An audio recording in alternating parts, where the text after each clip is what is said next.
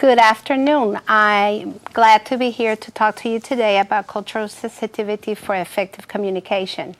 Molly and the nutrition department invited me to speak to you guys about how to have effective communication with different cultures and how to establish good rapport. Sorry I couldn't be there with you today because I had to be somewhere else far from Alabama. However, I'm glad to be able to relay the message via a video. So if you have any questions or any comments, when I finish my presentation, the last slide has my contact information, and I would be gladly for you guys to email me or call me if you have any questions, any comments, or anything that I have said that you have any doubts on the topic. But today, within the next 30-35 minutes, I will be talking to you about cultural sensitivity in regards to effective communication. And also, I will be sharing with you things that at times we think that we can define of individuals, and yet unless we are able to communicate, we can find their perceptions, their opinions about messages they receive or the way that we're approached when we're talking about different issues in this scenario, in regards to talking to kids about nutrition and their parents on ways to eat better and in physical activity. If we start on the first slide, when you think about culture, I want you to think a moment, what are some things that affect people's culture? What is your culture? What do you bring to the table that define you as an individual? And when you think about culture, you can define culture as the sum of all lived experiences, and that is, what do you know, who you are, and how do you do things? And for example, where did you grow up when you were a young person? What kind of beliefs and practices and values your parents, grandparents share with you?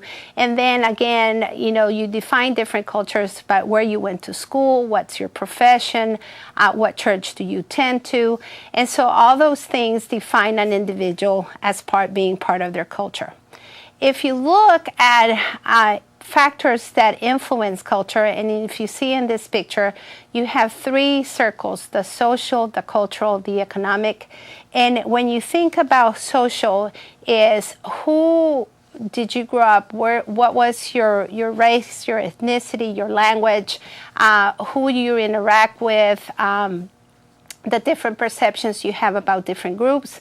And then your social circles in regards to work, in regards to school, in regards to activities that you do. When you think about the economic, what affects an economy in regards to your culture is your socioeconomic factors. Where is your social class in regards to where you live? Do you live in an urban city in comparison to a rural city area? Do you live in the middle of town, or do you live on the outskirts? If you think about the children that you tend to, their different incomes, what of their economy, what their parents or family can provide can affect the culture, can affect their perception of other people, can affect how they approach different topics. In this scenario, if you think if at home money, resources is not there for them to have a well-balanced meal, you can see that the economy affects the culture in regards to what they eat. And then when you look at culture, and again, I already talked a little bit about your values, your perceptions, your experiences, that also can affect the way you communicate and what you perceive about different cultures. I had the opportunity to live overseas in Central America, and I am thankful that I learned another culture besides the U.S. American culture. And the way we communicate with people in El Salvador and Central America, my mother was from Nicaragua, is totally different than the way you communicate here. Not necessarily besides the language, but also the way you address people if they're older, if they're your age, the socioeconomic factors, how it affects how you refer to people that have degrees or people that might not have much of an education, people that come from a city or from a remote area. Those factors affect in regards to how they communicate with others. When you look at factors that your culture can be based on and can be affected on is, again, shared characteristics. Here I know that mainly you're talking with children, school-age children. However, if you are talking to parents, and what if there's some kind of drug use in the house, that defines a culture within itself, the people they relate to, the people they're afraid to approaching, the people they are afraid to communicating or sharing other issues. Again, the stages in life in this scenario is more applicable to you guys, to the population that you serve in regards to the young children, elementary school kids. And, there's difference among generations in the way they say things, they're doing, the words they use, the different mannerisms, and that's part of the culture of their age and their generation. For example, I know that this is not so much in regards to communication, but a lot of the young population now are having tattoos in their skin as being very normal. And, tattoos are part of a conversation or part of a dialogue. And yet you can see that based on the different generations, if somebody has a tattoo and you're from the older generation, tattoos might communicate something different. Yet for the young kids, that's something normal, and it's like, what kind of tattoo are you going to get? And I know that that's not specific as words, i.e. communicating and relaying a message per se by mouth, but then again, it's also a way that body tattoos can communicate something about a person's opinion of what they have imprinted in their skin.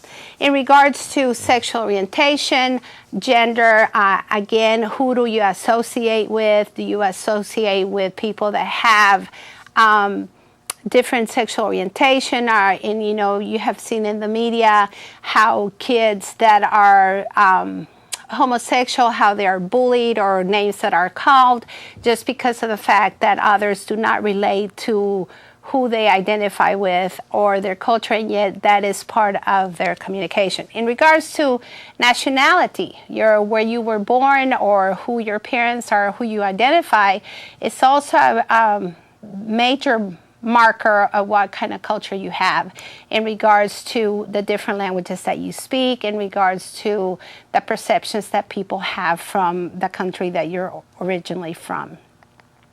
Other factors that can affect your culture, again, is your geography or where you live. And if we go within Alabama, if you live in a rural area, it's totally different culture in the sense of what you have access to, how close things are, or things that you have available in your community in comparison to somebody that, for example, lives in Birmingham, Montgomery, Mobile, in a bigger city.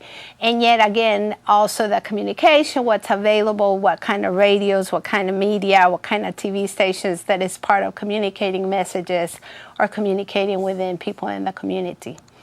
I already mentioned a little bit about your social class and your socioeconomic status. Again, Alabama not necessarily has very marked in regards to where you live or what class you have, but when you think about children and school-age children and communicating messages between schools or between school and parents or between neighborhoods, where you live or how close you live to the school or what part of town you live in, it might define part of your culture or where you're coming from.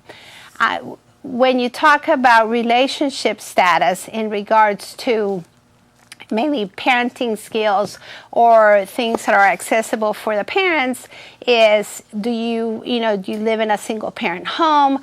Are you married? Are you divorced? Are you single? Are you adopted? Or in regards to who are your role models, and what are the type of communication and role models that you have, especially for children, and how in itself that defines your culture.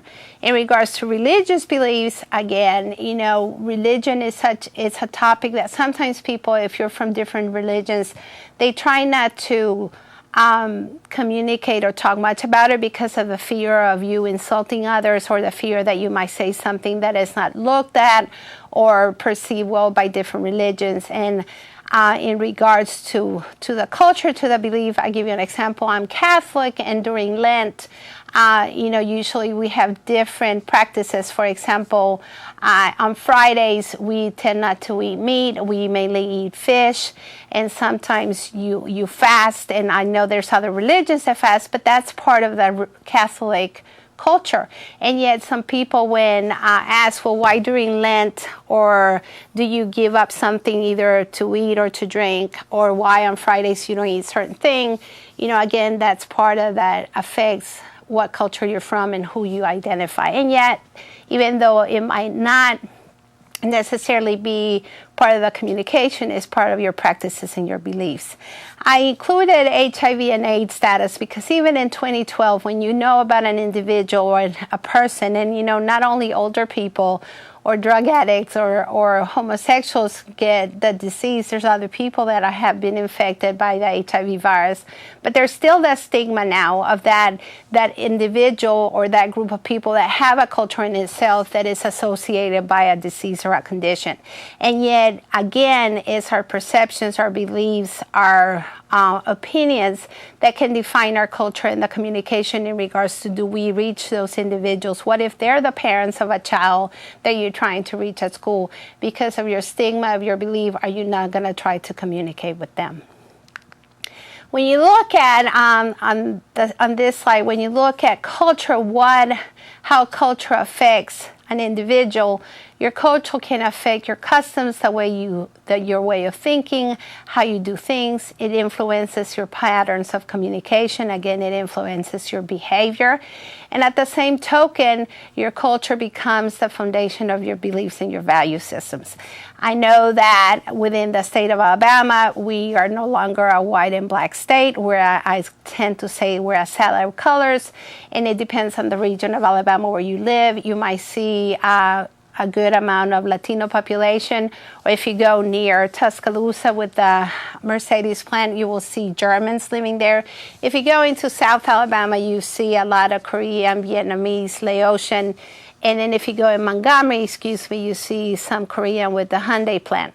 So again, your cultures where you live, the way you speak, you might see people coming to your schools, coming to your churches, coming to your stores, coming to some of the different activities that you have that come from different backgrounds that might perceive whatever function or education you're doing totally different than you expect.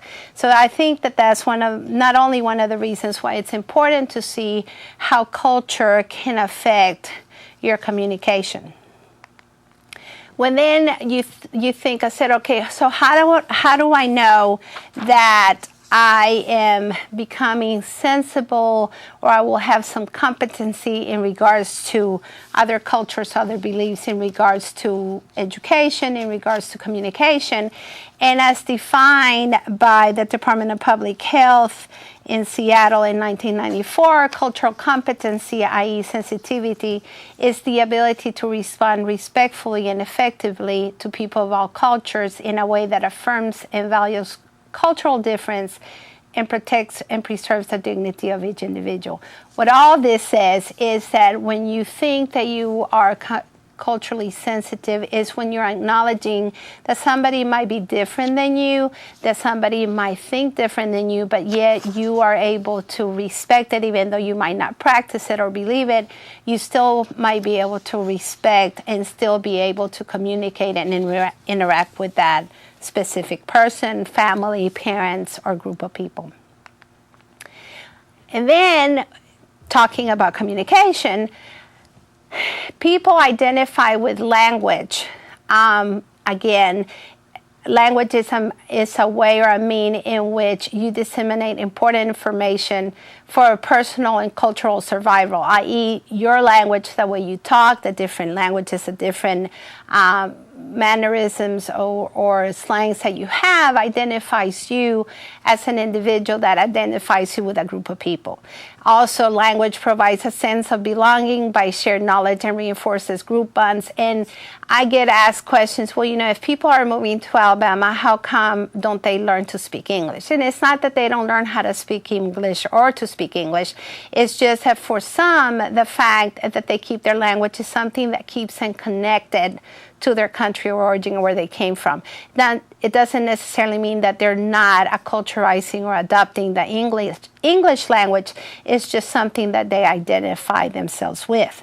However, when you think about it, when you think about communication, what percentage of a communication is actually the voice, the words that you're saying? And I want you to take a moment to think about it, because when I ask this question, people say, oh, it's, 70%, it's 60%. It's actually the verbiage, the words, and the rest is body language. But it depends on what research or what the school you took. Some people tend to say that it's about 80% body language and about 20% actual communication, actual words. So when you think about it, when you're dealing with people that are from a different culture with a different background, you really don't have to speak the same language. Your body posture, your distance, the way you look at them, if you frown, you smile, if you shake hands, the body contact, that communicates more than if you actually open your mouth and say something, or if you're actually even speaking English and an individual might speak a little English and they might have an interpreter, but it's your body posture, how close you get to them, how far you get, how if you're perceived as being cold, as you're perceived, oh, they're not wanting to relate to me because I come from a different culture. And you see that by the body is not even opening their mouth, you can tell how sensitive you are to somebody that might look and talk different than you. So again, one of the things that I tend to say is that you don't really need to say anything to know that you're sensitive to other people's needs, because it depends on the look in your face, your mannerisms, your body posture. And unfortunately, when there's individuals that look different than you, that act different than you, and speak different languages than you, they're more in tune to your body language than really to what you're saying. So going back to the definition of what cultural sensitivity is, again, you might never have gone to their country, or you might have never experienced any of their life experiences and values, but then you still can project that you're there to assist them and to teach them and to reach them. So as you look more about cultural sensitivity, kind of reiterating what I already said, is the conduct in which a person recognizes if you have any existing commonalities or differences that might improve that communication between you and that individual. If you know that that person or those parents of the children that you're trying to reach might not speak English or might not be very fluent, then your cultural sensitivity would be that you would either get information in the language they speak, or you would try to get an interpreter, or you would try to get somebody either in your school or your community that could come and be your voice and reach to them. Again, being culturally sensitive, it requires skills in observation, sensible to behavior and speech, as going back to your body language, how you approach them. Do you say hi? Do you welcome them? Do you have anything in your office or your school or your playroom that would connect them to maybe something that is in association to their country, or the way that you address the parents in regards to, you call them Mr. and Mrs. Smith, or you go ahead and call them by their first name. And that is also being in tune to the person's culture, because even though if you know them, there's certain cultures that even if you know them personally, you still, if they're older than you still will refer to them as Mr. and Mrs. and not by their first name. And sometimes here, I notice in Alabama that even though people come from different cultures, they still go and refer to people the way they do at their home, and sometimes that might offend somebody.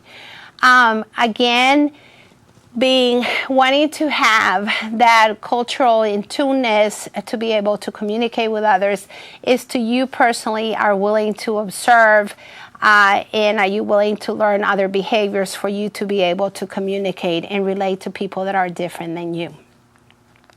So when you think about culture, and yes, I know that we're talking about communication, but you have to have an understanding about culture. You have two different kinds of culture. And you're probably saying, okay, you're defining culture, and now you're going to tell us about differences. And yeah, there's different differences. I know that I'm sounding redundant, but there's the surface culture, and then there's the deep culture. And some aspects of culture are visible, and others are hidden. Surface cultures may be tangible and recognized by a group. That is, like, it's perceivable to the eye, that you can see it without even opening your mouth. And then the deep culture may remain hidden, but may rise to the surface in emotions and performing behaviors, or it might surface when you take the time to communicate with somebody, when you take the time to ask questions that might be more perceivable than what you see to the eye. So I know that in your slides, there's one slide that is blank, and I want you to think, knowing that surface culture is what is visible to the eye or is noticeable, what do you think are some of the surface cultures of yourself? And then I want you to jot them down. And then I also want you to think, what are some things within you that are deep culture, that are hidden, that not only in order for people to know them, they would have to communicate with you, and they would have to share words and express communication in order for them to be able to know what are parts of your deep culture. So I'm going to give you a couple of seconds for you to think about it. If I would be present, I probably would go and ask you, but again, I'm videotaping this, so I just want you to jot them down to see if you have an idea what a surface culture is and what deep culture is. So when you think about it, I want you to visualize an iceberg. And I know if you ever have gone to Antarctica or Antarctica, you can, or you've gone to Alaska, you can see the icebergs, and you can see things that surface the tip of the iceberg, and then things that are hidden. But if you have never been to those places, I want you to also think about a lake or a body of water. What are some things that are above water, like in the river or the lake, and what are some things that are underwater that you cannot see unless you submerge yourself underwater? So when you think about the surface culture, what is visible when you meet somebody or not even talk to that person, what is visible to the eye in this scenario, if you look at this picture, is the tip of the iceberg. Again, let me go back. The tip of the iceberg, what are some things that are surface or visible to the eye? If you think about when you go to different restaurants, when you go to different places to eat, you will see that food can represent or identify somebody as a culture. In this scenario, I will give you, if you are vegetarian, that is part of your culture. You would see that that people would not be eating meat. They would only be eating, vegetables, beans, nothing that is from animal product. Or another scenario is if you go to a Chinese restaurant, a German restaurant, Mexican restaurant, you're going to see cuisine or foods that identify people from those countries. Another thing that is visible to the eye, that is on the top of the iceberg, is a type of holidays that you observe, that you practice, that you represent or participate, i.e. the religious observance and celebrations. For example, the way you celebrate your birthday, the way that we celebrate the 4th of July. That is unique to the United States. It's not unique to another country, and those are visible to the eye. Arts, again, the way you dress, your attire. Jewish people wear something on their head, and that identifies them as being Jewish. I always give the example of Amish people. They wear certain attire. In North Alabama, there is a kind of large Guatemalan population, and some of them still wear their huipiles and their different dresses and their beautiful colors. That is something that is on the surface culture, that you can identify an individual being part of a group. Again, your folklore, the tales, legends, oral history, when you hear about it, that also is visible to the eye. Although, however, again, it's a little bit of both when you're talking about legend and history, because it reveals things that are deeper, that are not so obvious to the eyesight. History, again, it's also part of the visible of the surface culture. And again, personalities, different figures, what does it represent? And I usually say, for example, the Beatles was a band on the 60s. And so people associate, it's in the surface that group was in the 60s, early 70s. And so that people identify that music to that time of music, that the type of era, those years. And yet for the young ones to go, oh, that was long ago. And yet for me, go, no, that's good music. But then that's part of the surface culture. If you think about, I'm going to show you this slide in regards to the deep culture. It's what cannot be seen and requires the use of dynamic interaction between you and that individual, that you and that group of people, to elicit more information. So when you think about deep culture, I want you to either think of the iceberg, or I want you to think of the lake or the river. What are some things that are underwater that you cannot see unless you go under it, and you can see underwater and you can see the fish or the type of plants or the different kind of rocks or the different kind of life that is underwater. Well, in regards to culture and in regards to communication, some of the things that are not visible to the eye when you see an individual is such things as the concept of time, different types of ceremonies they practice, their perception of courtship and marriage, or their perception, what do they consider for them to be married to somebody, their ethics. If, that's not visible to the eye, you would have to ask, you would have to communicate with individuals to know what are their ethics, what are their beliefs in regards to different issues. In this scenario, in regards to kids, or at work sites that you're dealing with physical activity, nutrition, what is their perception of healthy foods and not healthy foods? How are you going to communicate? You would not know that unless you talk to them.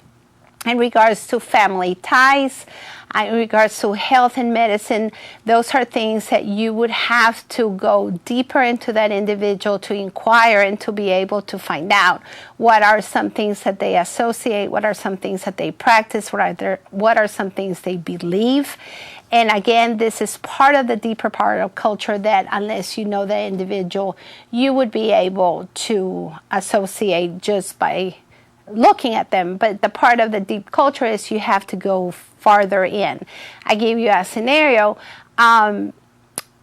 In the United States and in other parts of the world that happens too, but in the United States mainly, if you're married, you would have a wedding band on your left hand, and the woman would have a wedding band or an engagement ring on the left hand.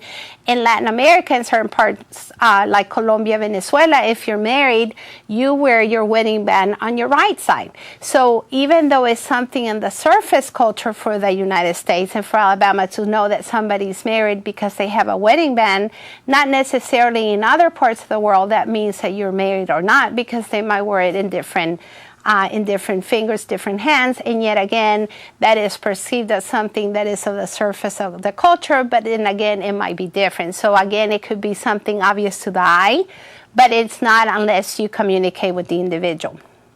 Other elements of deep culture, again, grooming and the way we dress, yes, that's visible to the eye, but then some people don't, they have extra other reasons why they should wear their hair long. You just assume, oh, they just wear long hair. But part of the deep culture is that no, their hair is long, not because they like it to be long, but that's part of how they how they associate to a religion, to a culture, to a belief. There's different cultures that don't have the belief, like, for example, the Mexican culture when it comes to infants. And I know this is not so much in communication, but the Mexican people believe that on a new baby, they shouldn't get the baby's haircut until after a year of age because of their practices and their beliefs. And sometimes you might have to ask, because of different issues in the baby, that the haircut needs to be cut. And yet, how do you communicate that? If it's part of the deep culture, you would need to go and inquire about different things, about perceptions of grooming, haircut or not.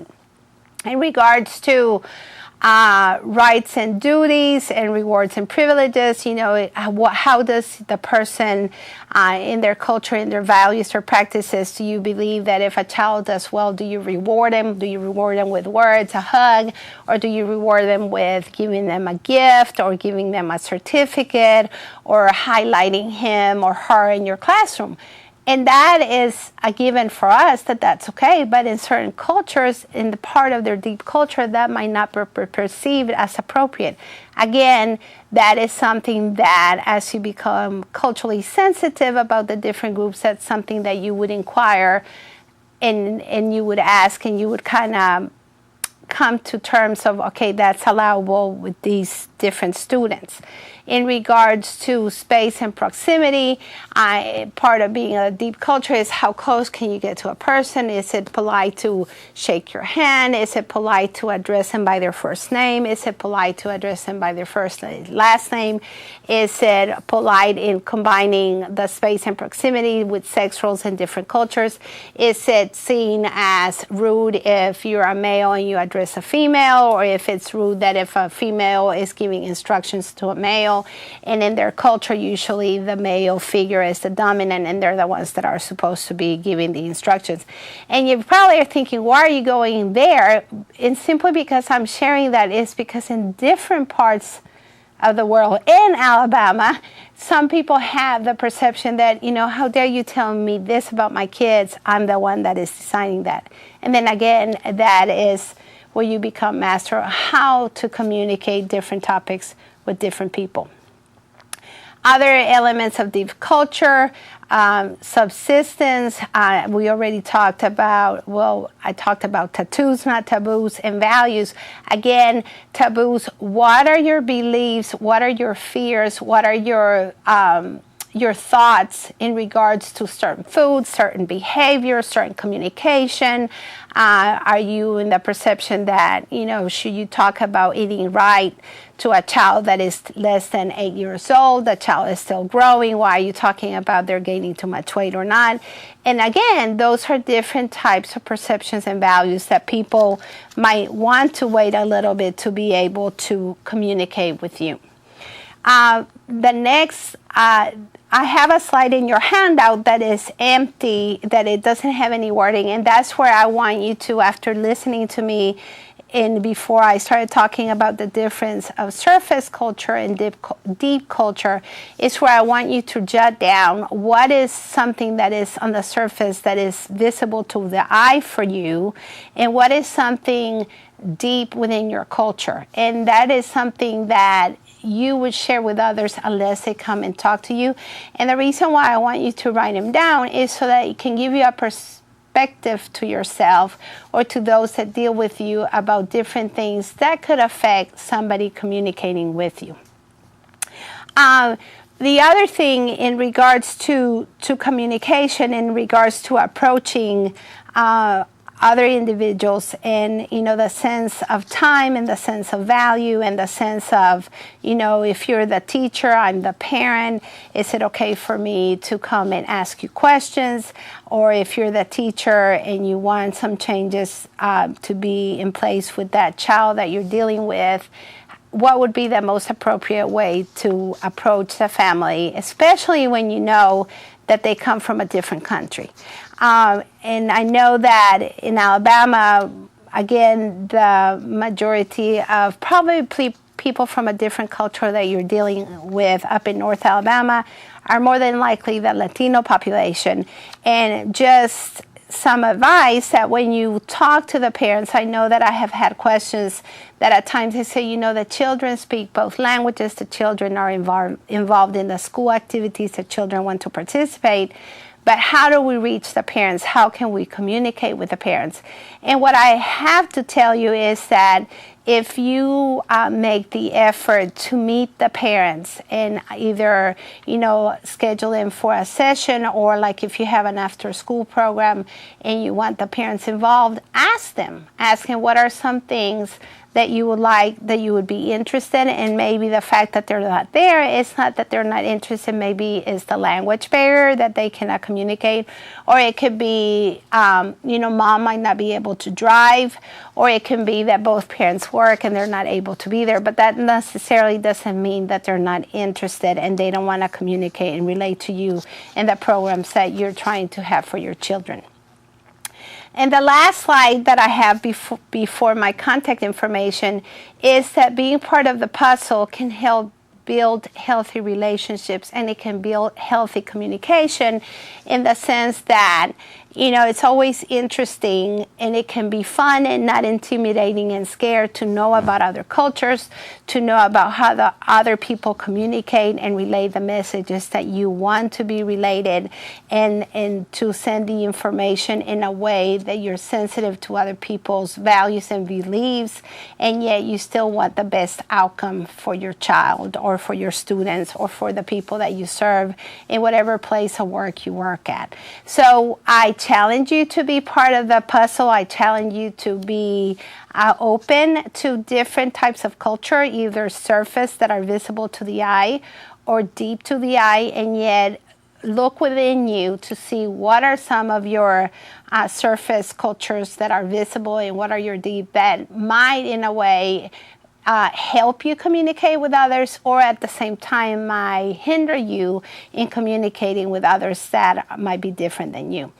And thank you for your attention. Again, I encourage you that if I have said something that you're not quite clear, you have any questions, I know that I'm not there present to answer your questions, but you can either write the questions and give them to Molly, or you can email me, and my address and phone number is on your last slide of your handouts and also on the presentation. Please send me an email. You can either call me, and I will be glad to share more information or answer any questions or doubts that you might have.